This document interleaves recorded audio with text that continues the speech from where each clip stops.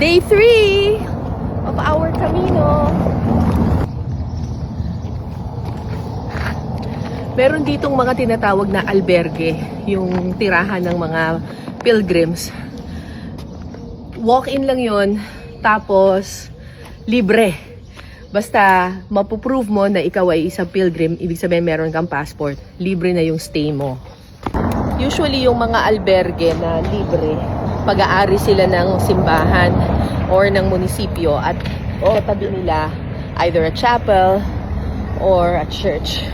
Yung dinaanan nating church kanina, it's dedicated to San Antonio de Padua.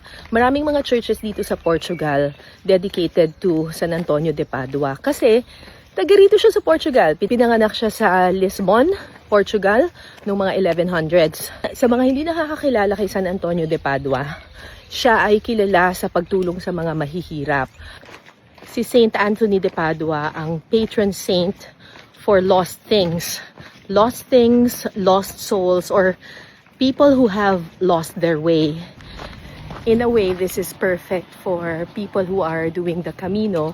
Kasi on the Camino, you can find yourself, you can reflect about life, at dito mo rin malalaman na sa bawat lakbay, hindi ka nag-iisa. Kasama mo ang Panginoon, kasama natin ang isa't isa.